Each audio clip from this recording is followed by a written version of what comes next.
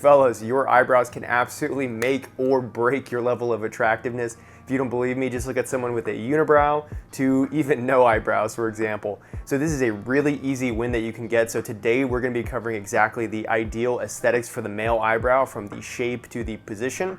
Then we're gonna go into a guide to how to grow your eyebrows for thick and full appearance, and then a full grooming guide, whether you're doing it at home or you're going somewhere to get it taken care of professionally. I'm Angel with The Modern Man. I'm a chemist specifically focused on men's care. Let's get right to it.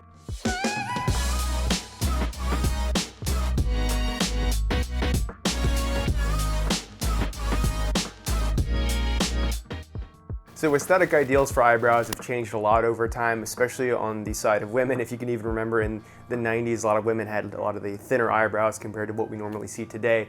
But for men, we're gonna be going by what these two papers describe as the ideal shape and position of eyebrows. The first paper is from 2010. It's called The Desired Position, Shape, and Dynamic Range of the Normal Adult Eyebrow, with the other one being from 2014, and that is Aesthetic Analysis of the Ideal Eyebrow Shape and Position. Pretty much it's saying that the modern acceptable concept for the ideal brow, the medial brow should begin on the same vertical plane as the lateral extent of the ala and the inner canthus, and end laterally at an oblique line drawn from the most lateral point of the ala through the lateral canthus. Translation, this image right here. The medial and lateral ends of the brow lie approximately at the same horizontal level, and the apex on a vertical line directly above the lateral limbus. So if you look right here, it's going to be directly between this point, the peak of your eyebrow. That's the ideal point. Individual perceptions and expectations also vary from person to person, but the brow should overlie the orbital rim in males and be several millimeters above the rim for a female. What this means is that women tend to have their eyebrows a little bit higher up than men, ours are a little bit lower down, and it's preferred to have a heavier, thicker brow. I think we all know that, and so that's why we're going to be going over exactly how you can grow the ideal eyebrow. The good news for us men is there's a preference for less of a eyebrow peak for men as opposed to women, so that's why men don't normally have to get their eyebrows shaped or have too much done with them, and it's pretty easy to just go ahead and groom them for many guys. So if we use my eyebrows as an example, if you take a look here, here's the vertical line from the nose. So we're a tad long on the inside here of the eyebrow.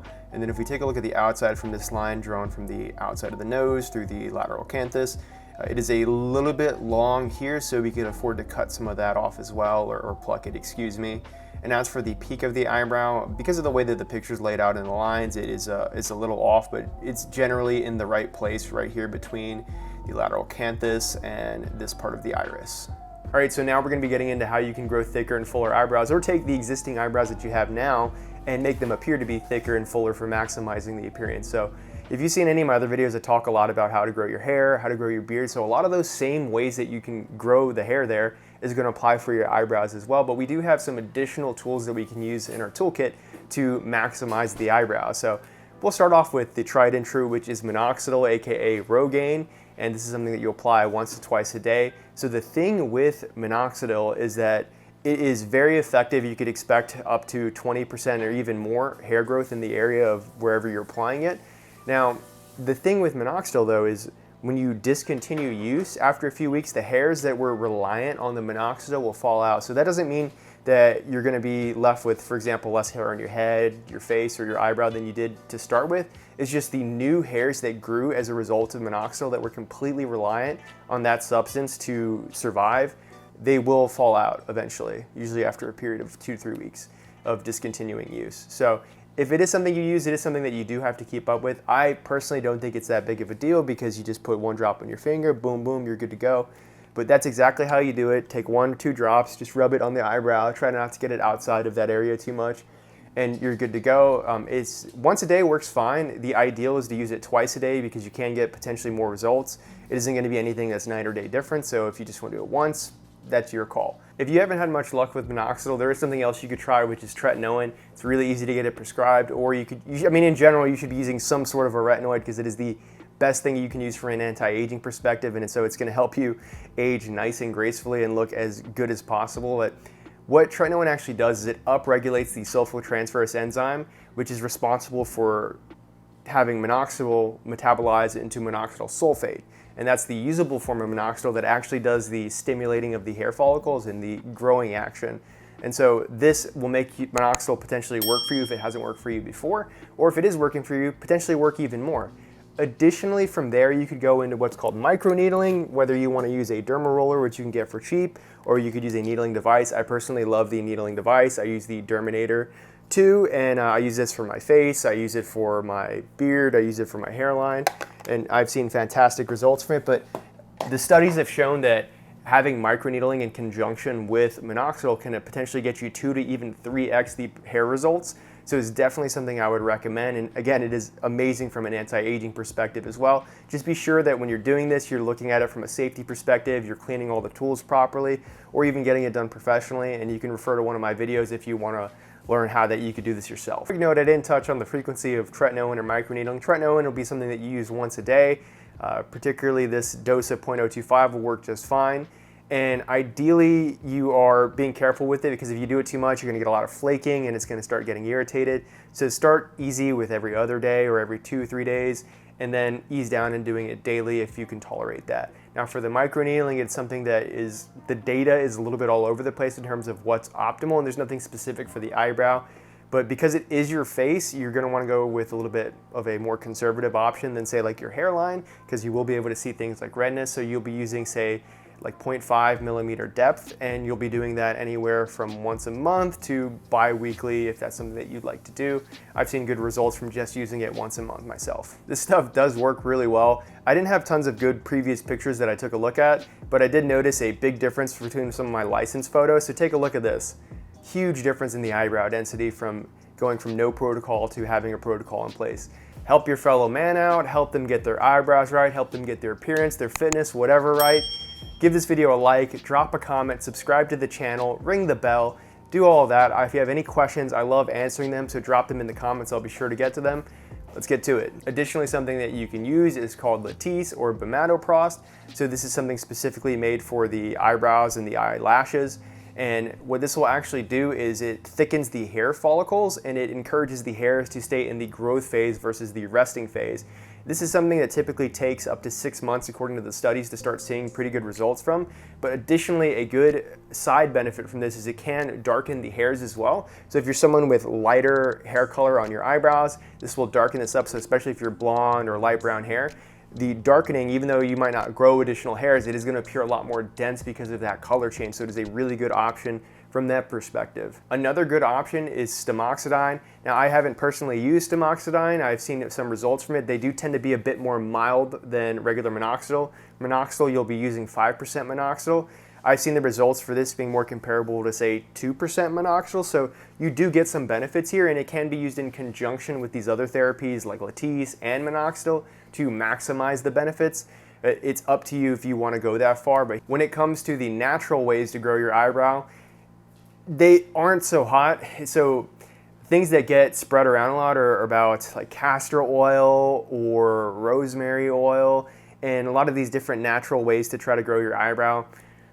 I hate to say it, but none of them really work.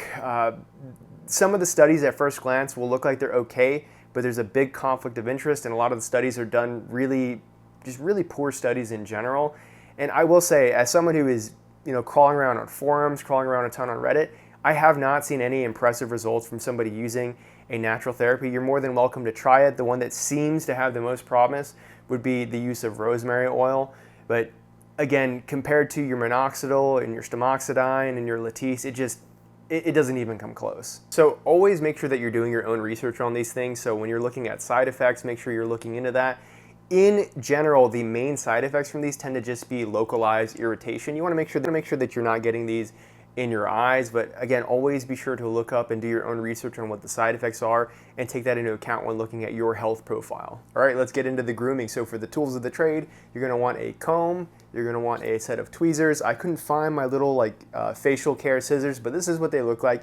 Get a set of those. What you don't need is a razor. We're not gonna be doing any sort of shaving of our eyebrows. It's okay to get like the baby hairs that are outside of your brow area that are like thinner and they're not very dark, they're called vellus hairs, but we're not really using this for eyebrows. So really straightforward. We talked about the ideal aesthetics for eyebrows. So when you cut them, and I'm going to move in close here, I think I've done this before, but you're going to take the comb and you can do it either on the inside of the nose and match it with the inside of the eye, or like in the study, the outside of the nose, the lateral ala, and then make sure that lines up again with the eye here. And so we're gonna pluck anything that's outside of that area. If this is your first time doing it, be conservative, so less is gonna be more in this case, but that's gonna be how we line it up in one place. And then the other way is we're gonna take that same spot and we're gonna line it up with the lateral canthus over here. And so anything that's outside that line is gonna be hairs that we are plucking. Really difficult to know what to pluck. I remember when I was first doing this, I see this hair and I can't decide, you know, is that one that I should pluck? Should I leave that one? It's really difficult. So here's a visual guide of which hairs that you'll get using my eyes. So these will be the hairs that you want to pluck, are these little guys right here and these little guys right there. Generally speaking, we're not really plucking anything off of the top of our eyebrow because it can tend to make us look a little bit more feminine. So it's best to just kind of leave that alone. So unless something is majorly outside of the area of your eyebrow and it's really obvious, just leave those alone. We're really looking for these ones that are just outside of the eyebrow line on the underside, because that's really going to clean up our appearance. And of course, where we did that lining up on the eye, we want to make sure that there's no unibrow for sure, so we're going to pluck that out. Now we're going to go ahead and trim the length of this. So we're going to take a comb, and it's going to be something like this. You're going to take it, and I don't really, you know, my brows are good right now, so you're not really going to see anything, but you take it and you're going to go push in and then kind of push up and then in again. And any of the hairs that you see that are lying really far outside of this brow line are going to be the ones that you want to just trim. And that's going to make the eyebrows look really nice because the hairs will have differing lengths, and it just overall makes everything look a lot cleaner. Now, of course, if you're someone who is into having less of a groomed aesthetic, you want to be presentable, but you don't want to look too overly groomed, then you could probably skip that piece, but just look for any of the hairs that are just really far out there to clean up the appearance a bit. It is that straightforward, but what I really recommend for you, I think, is a total game changer. I don't really do my eyebrows too much manually anymore, is the next time you go to get your haircut, you know, like once every couple weeks, once a month, however frequently you do it, go get your eyebrows threaded. It costs $10. This is what the process actually looks like. They take a thread and they use it to perform magic on your eyebrows. But what's good about doing this is if you have that uncertainty early on, and even with the guide, you can't decide which hairs to get rid of and which ones not to. If you get it done professionally one time, take a before and after, and you'll see exactly what hairs they got rid of, because they're gonna do a good job. They're not gonna feminize you and give you these weird, like skinny, super arched eyebrows or anything. They're gonna know exactly how to handle it. But you'll look at the before and after and you'll see which hairs were removed, and it'll give you an idea for the future of how to do it yourself. Or again, because it is just $10, it's something that you could do every time you go get your haircut. That's what I personally do, and I just love how it looks and the results from it. It's a little painful the first time you do it, but then you get used to it. That wraps us up, guys. You now know exactly what you need to do for the optimally aesthetic and attractive eyebrows. For more great content, be sure that you like and subscribe to the channel. Let me know if you have any questions, and I'll catch you next time.